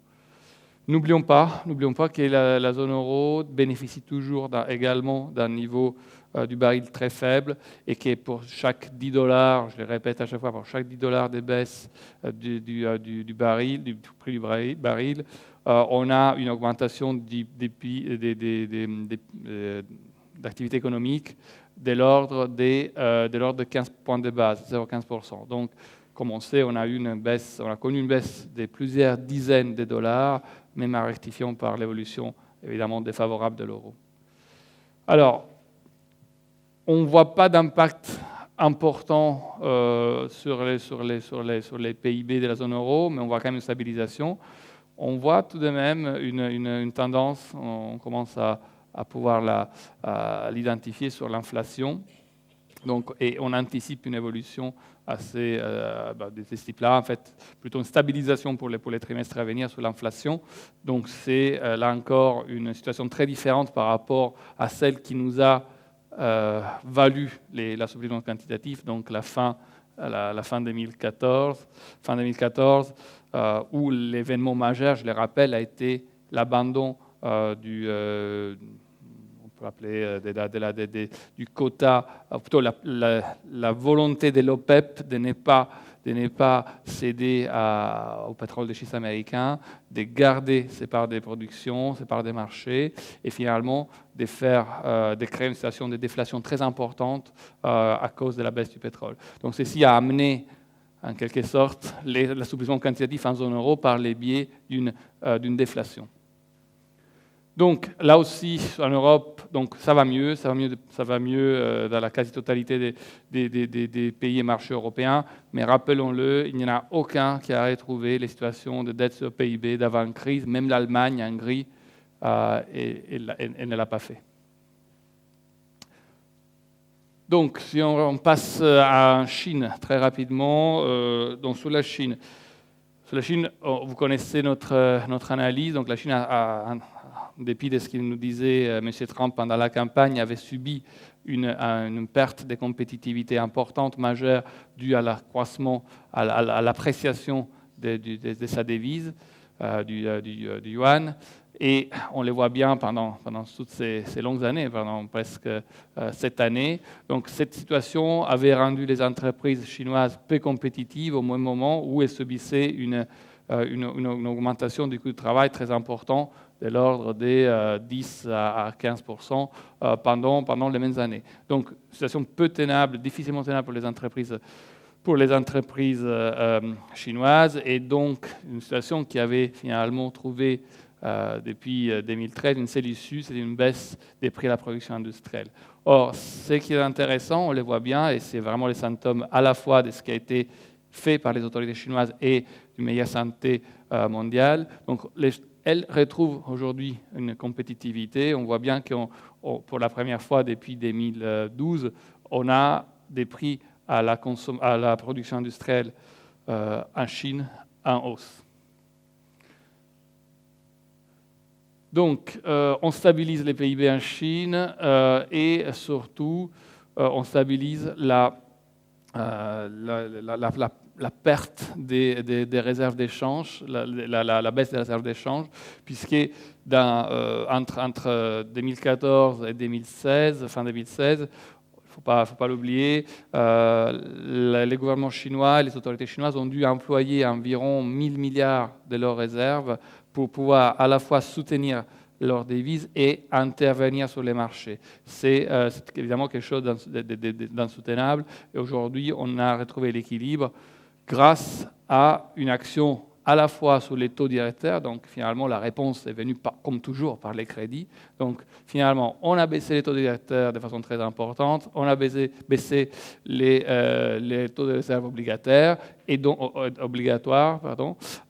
Et à ce moment-là, on a injecté une masse de liquidités colossale dans les systèmes qui, évidemment, a permis de stabiliser l'évolution du renminbi au même moment où le dollar montait, d'ailleurs. Donc, c'est un peu un effet de rattrapage. Au risque d'une deuxième bulle qu'on a connue, on a vu en fait en 2015, qui a été maîtrisée par des injections massives, donc pour éviter évidemment un effet des baisses encore plus importantes que celui qu'on a connu ici. En fait, on a obligé quelque part les entreprises d'État chinoises à investir dans les titres, à soutenir les marchés, et après avec des mesures administratives qui ont limité en fait la hausse à ce niveau-là, mais sans pouvoir agir, sans pouvoir empêcher une évolution très problématique et probablement soutenable, à la fois sur l'immobilier et sur l'investissement au sens large. Alors, si vous regardez la partie droite de cette diapositive, alors là, on voit bien qu'on a, en 2016, vécu une accélération très importante des prix à la consommation, des prix des logements neufs dans les villes des premiers rangs, des Tier 1 cities en Chine, et on a touché même les 30% d'augmentation année sur année. C'est véritablement insoutenable, c'est très inquiétant. Donc aujourd'hui, les autorités chinoises, et c'est les nouvelles récentes du trimestre que nous avons, commencent à essayer de limiter ces augmentations par les biais, évidemment, d'un levier réduit, par les biais des mesures administratives. Mais quand vous regardez, par exemple, les chiffres de certaines de nos sociétés en Chine en ce moment, je vous ai cité LVMH tout à l'heure, donc les luxes, avec des augmentations très importantes. Quand vous regardez ce qui s'est passé l'année dernière en Chine, on ne peut pas éviter de faire la connexion. Donc on est encore une fois dans une situation qui, oui, s'améliore, mais elle est fondamentalement instable. Et c'est cette instabilité qui est les risques systémiques face auxquels nous sommes, peut-être pas pour demain ou après-demain, mais à moyen terme. On peut exprimer les risques également par la dette, par l'évolution de la dette totale en Chine. Alors là, c'est très difficile d'avoir des données fiables. Ça, c'est Bloomberg, et c'est une agrégation de plusieurs sources de données. Mais bon, on voit bien comme la réponse à la crise s'est faite par les crédits, et la réponse de 2016, elle également, elle s'est faite par l'effet des leviers. Donc, ces situations demandera un jour un deleveraging. Donc finalement, lorsqu'il y a eu un deleveraging aux États-Unis sur les secteurs privés, c'est les secteurs publics qui s'est leveragé. On est dans la même situation en Asie, sachant qu'une partie des sociétés, des banques, des institutions financières chinoises, elles appartiennent en fait à l'État. Donc si on regarde très rapidement d'une autre façon, et si on se concentre sur la dette des entreprises non financières, avec les caveats que je viens d'évoquer quand même, vous voyez qu'entre 2007, par exemple, et 2014, on voit une progression spectaculaire de 72 à 125 en termes de PIB, des dettes, d'augmentation de la dette. Donc, c'est potentiellement très, très dangereux. Si on regarde historiquement, c'est un indicateur avancé qui a précédé la quasi-totalité des crises des derniers 30 ans, en fait, qu'on peut rapidement, comme ça, essayer de mettre les unes à côté des autres sur ces graphes. Donc, même si la Chine, évidemment, a une masse et une capacité bien supérieure à la Thaïlande, au Mexique, etc., ou même à l'Espagne, on sait que c'est un indicateur potentiellement problématique. Voilà pour la Chine. Donc, pour terminer sur la Chine, je vais me remettre sur ces slides. Donc, ça se passe très très bien, pas mieux, très très bien en Chine, mais c'est essentiellement lié à une réponse qui s'est faite par les crédits. C'est essentiellement lié à la consommation induite par un effet de richesse sur l'immobilier. Et c'est encore et surtout une augmentation des capacités de production qui risque la surcapacité par la suite. Sur les Japon, alors je vais passer très vite sur les Japon. Là, vous connaissez un peu la situation. On parle d'une expérience presque de création des monnaies. On parlait des leveraging. Alors c'est les cas. Là, on est dans la pure monétisation de la dette publique. On est dans une volonté de créer artificiellement de l'inflation par des achats massifs de l'ordre de 16% par an du PIB qui ne donnent aucun résultat. Donc l'inflation, elle est toujours autour des zéros au Japon. Alors, même s'ils ne donnent pas de résultats immédiats, les Japon bénéficient grâce aussi à une politique fiscale qui reste expansionniste. N'oublions pas, le Japon présente un déficit de l'ordre de 7% par an, déficit budgétaire. La situation s'améliore à court terme au Japon, également en raison de ses exportations, de la baisse du yen. Et on voit bien que le Japon, aujourd'hui, présente une situation des plein emploi. Donc, le Japon profite de la demande des autres. Elle n'a pas réussi à stimuler sa demande, mais elle profite de la demande des autres. Sous les émergents, pour aller très très vite également et arriver sur nos protections macroéconomiques, 2015, une année extrêmement compliquée. 2016, la Fed ralentit son processus de normalisation.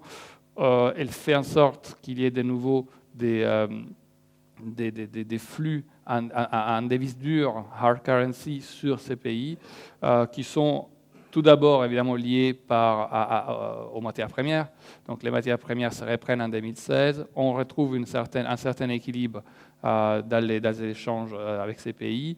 On retrouve un investissement sur financier, donc sur les actions, on les voit ici, sur les actions, sur la dette.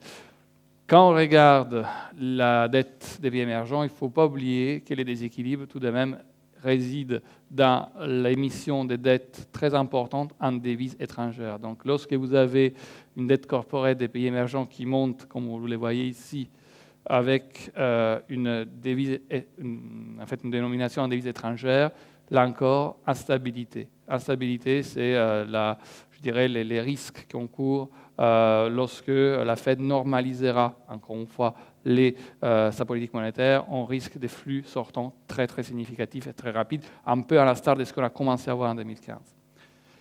Sans oublier d'ailleurs que même sur la dette souveraine, nous avons connu encore des émissions très importantes, toujours en devises étrangères, en 2016, même s'il conviendrait de rectifier un peu par l'émission de l'Arabie saoudite. Voilà, je vais un peu vite sur les marchés émergents, juste pour terminer avec le Brésil, qui est un exemple, je pense, ce qui est d'une situation qui s'améliore mais qui reste instable. Et voilà, donc nous venons un peu en conclusion.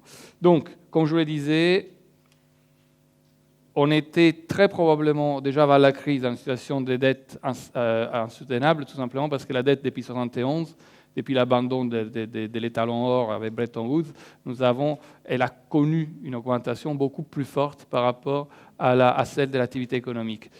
Ce n'était pas les subprimes qui ont créé la crise, c'est cette situation-là. Donc, c'est une situation qui a vu un deleveraging très important du secteur privé, mais un releveraging aussi important du secteur public. Aujourd'hui, nous sommes dans cette situation, donc dans la continuité, nous avons encore et toujours créé du crédit et de la devise, de la monnaie. Et face à ça, donc, il convient de séparer, comme toujours nous faisons chez Varenne, les risques et les opportunités. Les opportunités, je pense que c'est une des caractéristiques essentielles de notre gestion. Nous les gérons d'un côté et les risques de l'autre. Donc, les fonds, par exemple, qui gèrent une allocation variable, pour nous, en quelque sorte, elles mélangent les risques et l'opportunité parce que vous essayez d'anticiper les marchés, c'est très difficile. Chez nous, c'est différent. On dit d'un côté, vous avez les opportunités, c'est la création de valeur de nos entreprises, c'est la valeur ajoutée de nos stratégies sur les shorts et sur les situations spéciales. Et après, il y a les risques. Donc, les risques sont là. Donc, les risques sont où? Les risques, essentiellement, on le voit dans ces graphiques. Quand vous avez un niveau de défaut à gauche, sur la échelle de gauche, qui atteint des niveaux historiquement faibles au moment où le pourcentage d'émetteurs de dette spéculative est au plus haut, vous comprenez bien qu'un jour ou un autre, vous allez avoir une inversion de ces courbes. Et comme ça a toujours été le cas, on va retrouver des défauts lorsque les conditions économiques ou de crédit vont changer. Donc c'est là les risques. Et les risques, évidemment, il est d'autant plus important qu'il est le fruit d'une action presque décennale des autorités monétaires et au niveau mondial. Donc, ces risques-là s'expriment par le biais d'un décalage majeur entre les prix actifs et les fondamentaux qui sont censés refléter. C'est l'essence et même probablement la définition même d'une bulle. Lorsque vous avez des prix et des fondamentaux qui sont en décalage, qui sont déconnectés, c'est là où vous avez les risques plus importants. Donc, voilà, je résume un peu dans cette slide.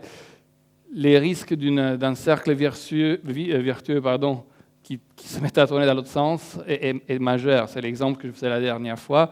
Donc ça se passe très bien. C'est l'exemple que j'ai fait à l'interne du restaurant. On déjeune, on dîne dans un restaurant qui est fabuleux. Le repas est tout à fait convenable. Nous avons un cadre magnifique, mais on ne nous a pas encore présenté l'addition. Donc c'est ce qui peut gâcher un peu la fin de l'histoire, c'est que nous ne connaissons pas encore les prix. Donc les prix, on ne sait même pas quand on va devoir les payer. Donc par rapport à ceci, la seule chose qu'on peut faire, c'est, comme je vous disais, séparer les opportunités et les risques. Donc je reviens à la slide, à la matrice des conclusions. Sous la gauche, vous avez en quelque sorte une situation de croissance. Lorsque nous sommes en croissance, dans notre gestion, les performances doivent venir par les trois moteurs que je vous ai cités tout à l'heure, c'est-à-dire tout d'abord, je dirais, par les entreprises comme Grex que je vous ai présenté, des entreprises qui créent de la valeur tous les jours. Deuxièmement, par ce que Bertrand et Michael vous ont présenté, les opportunités, notamment dans les moments de volatilité sur les situations spéciales, sur l'arbitrage de l'acquisition. Et en dernier lieu, par l'idiosyncrasie de nos shorts. Donc les situations, évidemment, qui seront, espérons-le pas trop tout de suite, mais qui seront un jour ou un autre assez présentes sur les marchés. Lorsqu'on quitte les scénarios de croissance et on va vers un ralentissement de l'économie ou une décélération de l'activité économique, c'est là où il faut avoir des protections, parce que c'est là où on risque, surtout après des années, on va dire, des forçages de la main des agents économiques, un réveil brutal. Et donc, c'est par rapport à ceci qu'on cherche des antidotes. Alors, si on refait très rapidement l'histoire de nos antidotes sans aller très loin, vous vous souvenez, en 2011, c'était les cuivres. Donc, la meilleure solution qu'on avait trouvée à l'époque, c'était d'acheter des options put sur les cuivres, donc shorter les matières premières, parce que c'était celles qui avaient les plus monté pendant la crise, qui avaient bénéficié en quelque sorte de l'euphorie de la crise. En 2012-13, c'était les francs suisses. En 2015, c'était les biotech. En 2016, c'était les Sapfin qui bénéficiaient de l'action de la solution quantitative de la Banque centrale européenne. Nous les avons, comme vous le savez, c'est les Sapfin, donc notre position en CDS sur les Sapfin a été extrêmement utile en 2016, puisqu'elle nous a protégés contre les deux moments de choc de janvier, février et Brexit. Mais, comme vous le voyez, les niveaux d'achat ne sont pas revenus à ceux dont nous avons pu profiter en fin 2015. Donc, pour le coup, ils présentaient plus les profils de rendement risque qui nous intéressaient. Donc, on a cherché autre chose. Et le travail de l'équipe a été considérable, là-dessus considérable. Et aujourd'hui, nous avons en fait finalement trouvé que les meilleurs moyens de créer des protections étaient revolvés autour de la volatilité. Pourquoi? Vous avez vu les graphiques que je vous ai présentés tout à l'heure. S&P, volatilité au plus bas depuis très très longtemps, et c'était la volatilité réalisée, la vraie volatilité. Celle-ci est la volatilité implicite, c'est-à-dire la volatilité escomptée dans les marchés, dans les options à 3 mois. Donc si on regarde là encore cette volatilité, vous vous rendez compte, on est à des niveaux d'avant-crise. Donc on a retrouvé des niveaux qui sont ici très très faibles. Donc c'est autour de cette idée que nous avons essayé de créer des protections.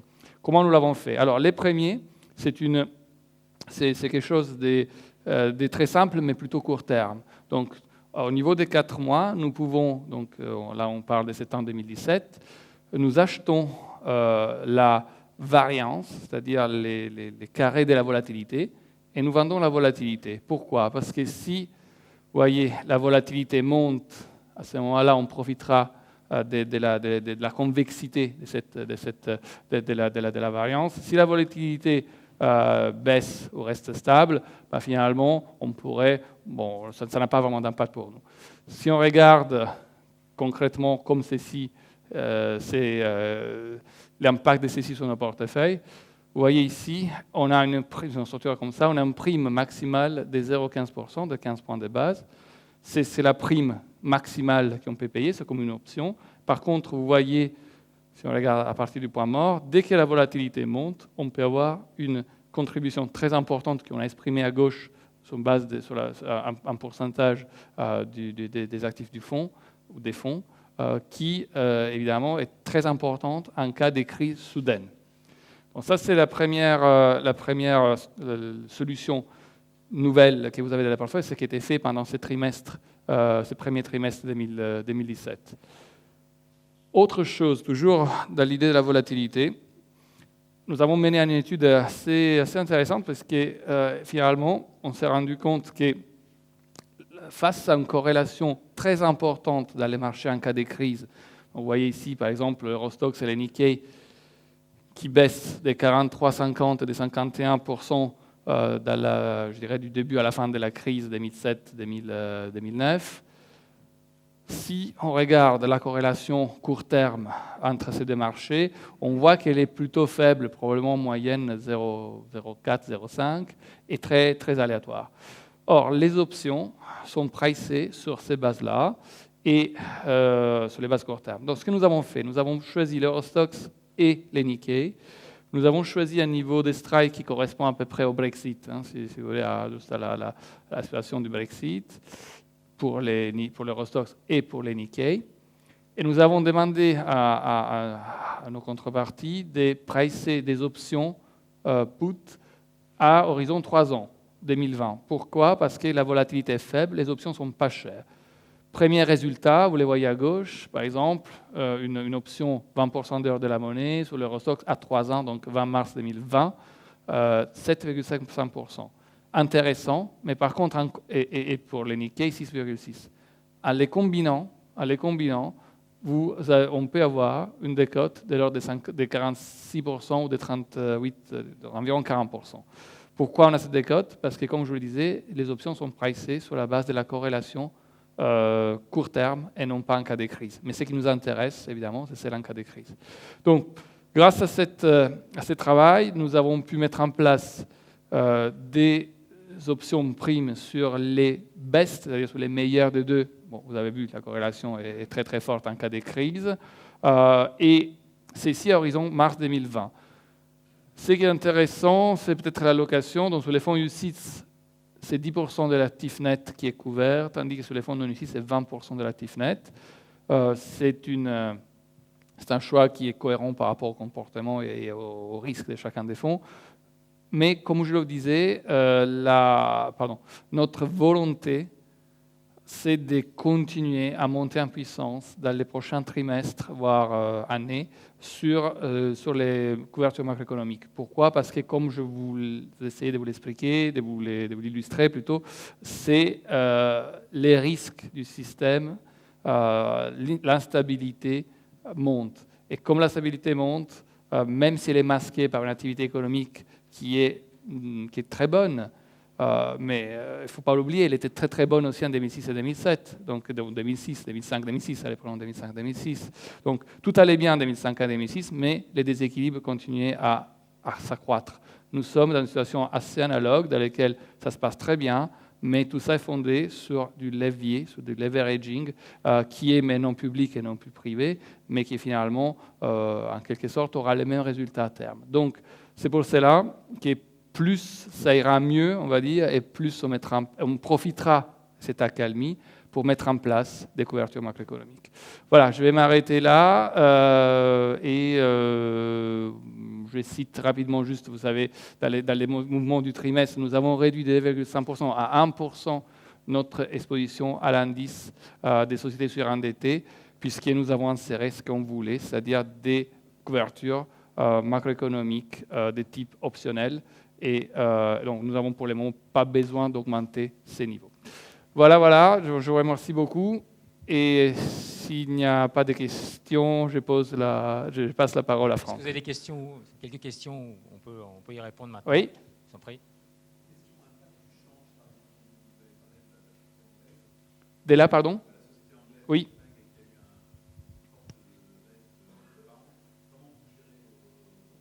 Bien sûr.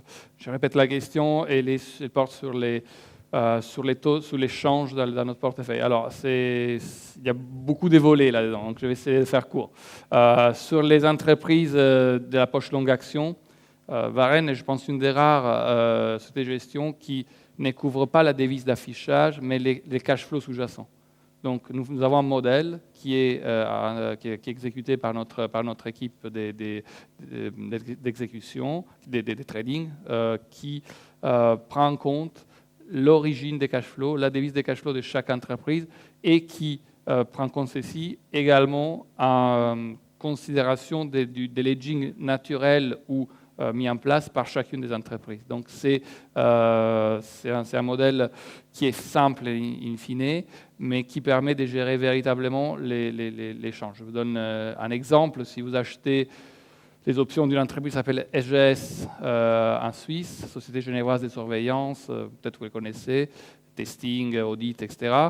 Elle est dénommée en francs suisses, mais ses cash flows sont mondiaux, donc il n'a pas d'activité en Suisse. Donc si vous, ZG, vous couvrez les francs suisses, vous êtes short en fait francs suisses, et ce n'est pas évidemment ce que vous voulez, j'imagine. Donc c'est typiquement comme ça qu'on traite les risques d'échange sur la partie longue. Par rapport aux situations spéciales, on travaille en devise locale, donc on couvre totalement la devise d'affichage, parce que c'est des opérations qui sont en devise à monnaie locale. J'ai simplifié un peu, mais c'est 95% des situations. Pour les shorts également. Et pour les macro-hedge, c'est très différent. Alors, vous me donnez l'opportunité de citer quelque chose. Par exemple, lorsqu'ici nous travaillons l'option put sur les meilleurs entre les yens et l'Eurostoxx, nous avons un risque sur les yens. Alors les yens est pris en devise locale. Par contre, pour ceux qui se souviennent un peu, nous avons une option put sur les yens à horizon 2021-2022 maintenant, je crois, David, qui évidemment contrecarre et en opposition à ces risques. Les risques étant évidemment une chute très importante de la devise japonaise qui ferait monter en devise locale, ou n'est pas baisser en devise locale les marchés. Dans ces cas-là, on serait gagnant sur l'autre. D'autres questions? D'accord, je vous propose qu'on se rejoigne autour du buffet qui est juste derrière, et comme ça on est là pour répondre à toutes vos questions, vos interrogations. Merci beaucoup.